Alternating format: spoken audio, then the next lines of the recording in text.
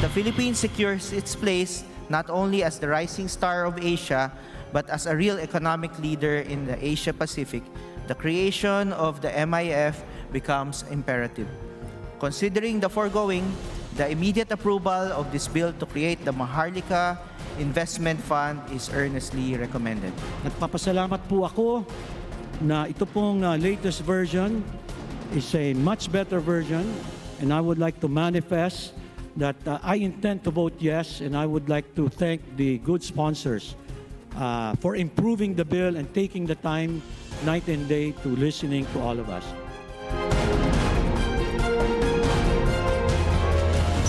From the nation's capital, all sides, all the time, I'm Robbie Alampay. And I'm Gretchen Hall. The big story tonight. House lawmakers have started plenary debates on the bill that will create the Maharlika Investment Fund. Though more lawmakers now support the fund's creation, given its amendments, some still believe the country is not ready for such a measure. Marian Enriquez with the big story. The period of sponsorship and debate of the bill creating the Maharlika Investment Fund has begun at the House plenary. Committee on Banks and Financial Intermediaries Chairman Erwin Tieng stood as the sponsor. As the Philippines secures its place not only as the rising star of Asia, but as a real economic leader in the Asia-Pacific, the creation of the MIF becomes imperative. The MIF bill has undergone a series of amendments amid public criticism. Penal provisions that prescribe jail time and fines for violators of MIF guidelines have also been added. Other major changes include the removal of pension funds as sources to be replaced by the central bank dividends. Instead of the president, the finance chief will sit as chairman of the MIF board. House Senior Deputy Minority Leader Paul Daza, who earlier opposed the MIF, now supports the bill. Umiral po ang demokrasya. Ito pong latest version is a much better version, and I would like to manifest that I intend to vote yes. Despite the amendments, some lawmakers expressed doubts that the country is ready for the investment fund. These include Camarines Sur 3rd District Representative Gabriel Bordado. Napapanahon nga ba? I don't believe so. I agree with the concerns raised by numerous top economists and academicians on the uncertainty of the Maharlika Investment Fund. Gabriela Partiles Representative Arlene Brosas, meanwhile, questioned the basis for the estimated 7 to 8.5% yield of Land Bank and DBP should Maharlika be passed into law. Hindi ba, Mr. Speaker, unscientific na gamitin yung other countries as benchmark, no? Dahil magdedepend yung ROI or return of investment sa portfolio or size of investments. Hindi ba overly optimistic itong 7 to 8% natin? Tomorrow will be the House of Representatives' last session before it goes on break starting December 17. Here to share his thoughts on the amendments made on the Maharlika Investment Fund bill, we have with us House Senior Deputy Minority Leader and Northern Samar 1st District Representative Paul Daza. Good evening and welcome to the big story, Congressman Daza. Robbie, Gretchen, good evening. Thank you for having me. Mr. Daza, just last week we had conversations with you. You were very much against this. You very much shared the concerns of people, both on the fiscal side as well as on the governance side. Are you now telling the public that there's nothing to worry about? Well, yes. In fairness to the sponsors, there were many, many amendments made to the bill. In fact, from the original version, which I oppose strongly, and in fact, before the media covered the Maharlika bill, I was already speaking out in the committee. We're now on the 4th version, and as you said in your report, the president is no longer the chairman. We added the board of directors. We added 2 independent directors to 4. The original version, they had to be appointed by the president. They're not appointed by the president anymore. The national budget, GSIS, SSS, are now not sources of funding. from 250 billion. The real evidence for everyone is from the original target of 250 billion, I estimate it'll be now about 100 to 110 billion, so less than half of the original target. And there are many other provisions that were added, and I'm satisfied. I think my role as a minority member of the House is to be constructive. And in fairness to the sponsors, to the Speaker, and to the other colleagues, they listen to the public. As you reported, tinanggal po yung pinakamalaki, SSS, GSIS. Okay, yesterday we were speaking with retired Associate Justice Antonio Carpio regarding this. He says no problems with the legal side to it. But now the question is the bill sound enough? And without the funds from GSIS and SSS, he says we might have to borrow to fund the Maharlika Investment Fund. And apart from that, timing is also an issue. Are we ready for such a bill, for such a investment fund? We could, now is as good time as any, Gretchen. This has been debated in the House, in the public, and in fact, the senators have joined into the debate. Now, I am confident, if you look at all the provisions now in the bill, there are enough safeguards. In fact, I think because of all the oversight and the criminal provision for mismanagement, I think at the end of the day, what will happen is when they hire professionals to run the fund, because of all the oversight, the audit, in fact, there's a transparency website that's required. And there's a provision that you can go to jail, basically, if you mismanage it. At the end of the day, I think this fund will be so conservative, to be honest with you. I have background in investments. If, let's say, I was recruited to be part of that, the management, I'd be so scared to make a mistake. So I think at the end of the day, the bill has enough safeguards. It's now a much lower amount. And anyways, the land bank and DBP funds coming in are already investable funds. They're already investing it anyway, so they're just pulling it together, get some economies of scale, and I think that's fine. I'm comfortable with the bill. There are many other provisions that I can give you one by one that was included as improvements on the original version. Congressman Daza, this is something I kept repeating. Economist Calixto Chiquiamco had said very early on that, the fiscal and the governance issues aside, he said that this country will be ready for this when we have rule of law in this country. He didn't say it, but I think a lot of people are looking at formally. You have penalties there, you have people getting investigated, maybe some people will go into prison. You would think that we have enough laws that would scare people away from plunder, but you have colleagues in Congress that have been found guilty of plunder. You could punish those people. No, wait, you can talk about penalties, but one thing that people ask is, all our past cases of corruption, we haven't recovered the money. There are people guilty of plunder. We have not recovered that. There are people that have been found guilty of stealing. You can talk about penalty, but at the end of the day, we do a very bad job of recovering losses and certainly even recovering stolen money. What assurance do we have that if something happens with this fund, that we can actually recover money? And I agree with you. I agree with everything you said. We have problems with the rule of law, and that's why I was so outspoken against the bill when it was originally filed. Now, we won't fix the rule of law issues with this legislation. The question is, are we ready? Now, if you look at the amendments, we now have 4 independent directors who will not be appointed by the president from the private sector. We will have a transparency website. We will have a joint oversight committee by the House and Senate, a board of advisors,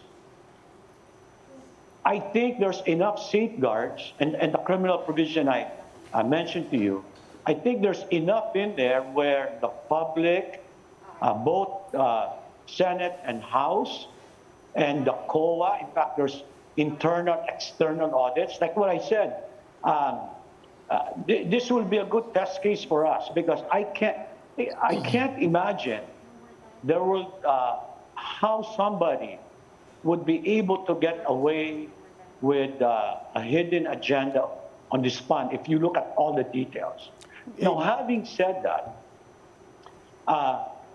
we have rule of law issues. Everything you said is correct. And that really why I was so happy that the majority, I'm one of the few members in the minority. You have to remember, if the majority wanted to pass this bill, they could have done it. They could have done it very easily. What happened? They listened to members like me. I'm just one of a few speaking out, and they carried these amendments. So they could have railroaded it. They could have approved it without any amendments, but they listened to me, to the public, to people like you, and there were improvements on the bill. And intellectually, I can support the bill, despite all the other issues in our country. Mr. Daza, I wanted to ask why you would separate the question of rule of law on the concern about whether or not we are ready. But never mind that, we don't have a lot of time. I just want to ask this other thing. Congress did listen, the majority did listen to the concerns as far as amendments are concerned. But there were a lot of people in the public whose bottom line was not to amend, but just to really hold off on this, or at least have a real discussion on the fundamental question of whether or not we're even supposed to be doing this. Our question, sir, is given our concerns, and you're acknowledging still concerns about rule of law, one question people have now is, what's the rush? Why not have a conversation and further debates about this? What exactly is the rush, Congressman, to pass this before Christmas? Robbie, let me go back on the rule of law. If we made rule of law an issue and a concern every legislation, we would never pass a bill. You have to remember, we just passed a 5.2 trillion budget for 2023. If we use the argument of rule of law, then we would never pass our national budget every year, right? So that shouldn't stifle us in doing good legislation. Second, on the timing, that was exactly my point. And because I'm only one out of 315, there was no way I could derail it because I knew with the numbers of the majority, it will pass. So the role I took was to be constructive, to make it into a better bill, rather than passing a bill that's substandard. So I think there are enough amendments in there for me personally to be able to support it. Anyways, it's going to pass because majority rules, and the majority will pass this, whether it's this week or when we go back in January, it's going to pass the House. All right, thank you so much for your thoughts on the Maharlika Investment Fund and Northern Samar Representative Paul Daza. We will continue this discussion on the MIF with former Senator Franklin Drilon later on in the program.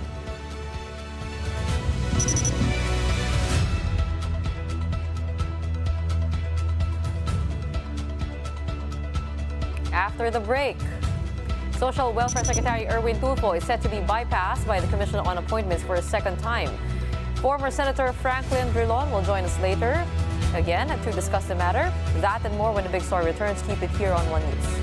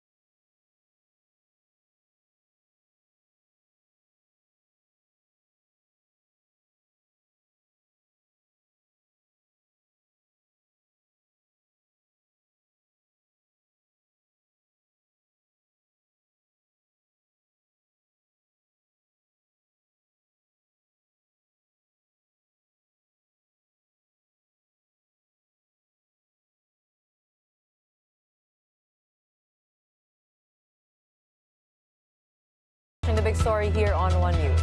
Social Welfare Secretary Erwin Tulfo is set to be bypassed by the Commission on Appointments for the second time, according to CA Chairman Mig Zubiri. Senate President Zubiri explains that the Commission needs more time and documents to verify Tulfo's citizenship. Secretary Tulfo earlier admitted to acquiring American citizenship, but clarified that he already renounced it this year. The CA also brought up questions on moral turpitude in relation to Tulfo's libel conviction, which the Secretary believes is not applicable to his case. Despite the issues, Tulfo is optimistic that he will be reappointed by President Bongbong Marcos. Yung sinasabi po nila kasing yung case ko po tungkol sa moral turpitude ay iba naman po kasi dun sa status ko po. Wala po ako, hindi po kasi ako elected, appointed po. Ayaw ko i-complicate yung kanilang decision. May mga documents po kami. If you will ask it, our lawyers po are prepared to put our position, ma'am. And I believe kailangan po rin siguro lang reviewing. To further discuss this matter, we have with us former Senate President and CA Chairman Franklin Drilon. He's joining us via Zoom. Good evening, sir. Welcome again to the big story. Good evening, Robbie. Good evening, Gretchen. Sir, there's two major points going against Secretary Tulfo. Let's start with the first one. Citizenship. There's no question that he had taken on American citizenship. He's saying he's renounced it. How exactly does this play out, and how does that question exactly affect his appointment? When he became an American citizen, the law then prevailing was that with the acquisition of a foreign citizenship, you lose your Philippine citizenship. Subsequent to that, I worked on, authored, and wrote the Dual Citizenship Act, which would allow one to retain the Philippine citizenship even if he acquires another citizenship. But for those who are already foreign citizens because they have lost the Philippine citizenship, then they must take an oath of allegiance to claim dual citizenship. Now, under the law also, once you present yourself for as a candidate for public office, or you will be appointed to a public office, you must renounce your foreign citizenship. Now, in the case of the American law, you know, Secretary Yasay was rejected by the Commission because of American citizenship. Now, question: under the law, you must renounce your American citizenship, and there is a process under American law. You know, we all remember some guy standing up on a political stage and tearing his American passport. That does not work. Under the American law, you have to go through a process. So that is the issue without passing judgment on Mr. Tulfo, that is an issue. Did he validly renounce his American citizenship so that he would qualify for the appointment? I do not know the answer because I do not know the facts, but that is the law. Well, Secretary Tulfo says that moral turpitude is not applicable to his case, given that he is an appointed official and not elected. What can you say about that? Well, I wrote the law, and what the law provides is before you are appointed to a public office, before you occupy a position in the public office, whether elected or appointed, you must renounce the foreign citizenship because it's now a question of loyalty to the republic. Does the same go with the libel case and the moral turpitude?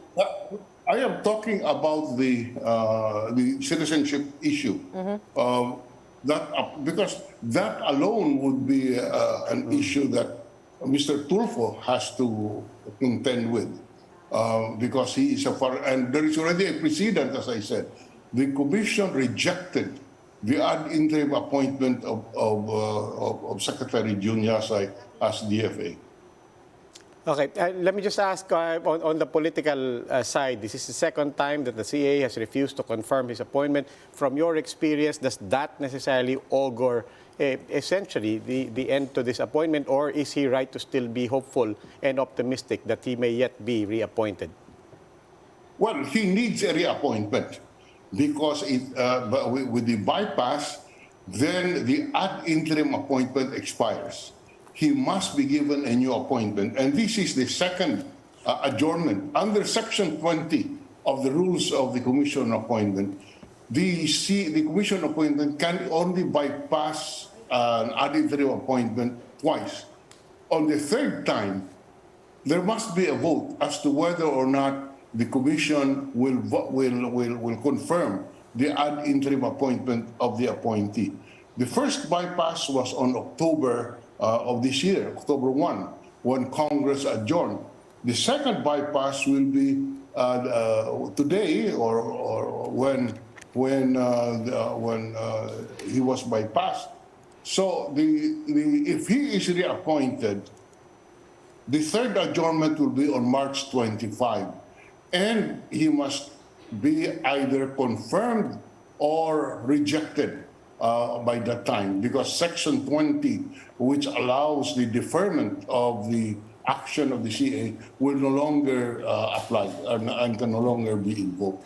So he must get a new appointment, because an ad interim appointment is precisely that. It is a provisional appointment which expires when Congress adjourns.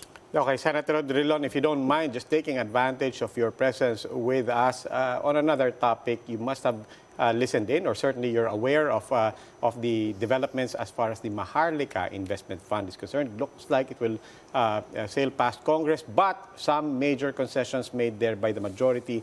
What do you think now, or are there still red flags? Well, conceptually, Roby, I really have problems.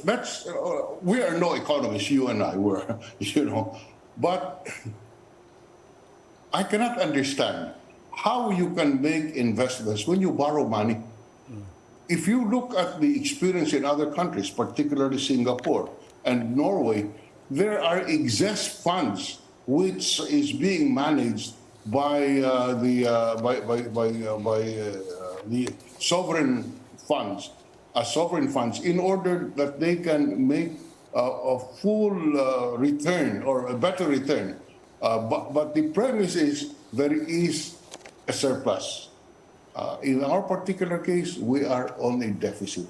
So, sa makatuwid, kung kayo po ay isang sa pamilya, uutang ka ba para i-invest mo with all the risks involved? And that is what we are facing today. So conceptually, on the fiscal side, I really have a problem on the concept because we do not have excess funds. Number two, the weakness of our institutions. So, the rule of law is an issue. No matter what you say, it keeps on cropping up. Why? Because under our system, the president has full control over the executive branch. This MIF will be under the executive branch, under the full control of the executive. Now, so the issue of the strength of our institution is an important consideration that we should take into account. It is the governance issue. So, we must remember that so the GSIS and SSS funds are no longer investable funds under the Maharlika and under the MIF. But do not forget that the funds of DBP and Land Bank are also trust funds, and therefore those who manage it assume a fiduciary relationship. And that is why the board of directors of these two banks are sworn to exercise diligence of a good father of a family, or extraordinary diligence. Now, is that same standard required of those who will manage these funds? So conceptually, I really have problems Apa. Okay. Sige po. on the concept. Okay, maraming salamat po. Former Senate President and CA Chairman Franklin Drilon. More stories after the break. Keep it here on One News.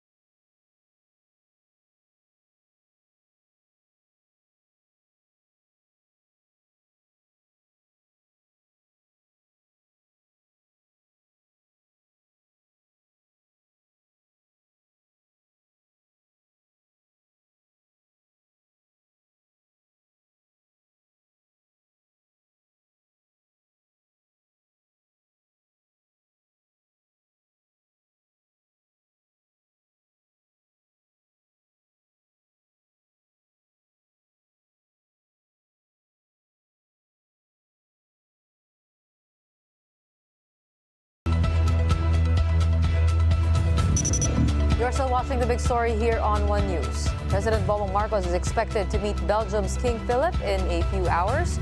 The president is currently in Belgium to attend the ASEAN European Union Commemorative Summit set this evening. He is also set to meet other world leaders during the summit. Before the event, Marcos Jr. met with the Filipino community in Brussels.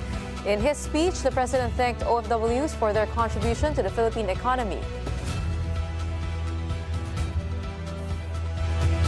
And that's the big story tonight. For more updates, follow News 5, the Philippine Star, and Business World Online. You may also log on to onenews.ph for more analysis. I'm Robbie Alampay. The Big Story is also available via Signal Play app. Make a free account now at signalplay.com and stream One News anytime, anywhere. I'm Gretchen Ho. Stay safe, Philippines, and happy holidays. We're down to our last 12 days before Christmas. We are One News, all sides, all the time.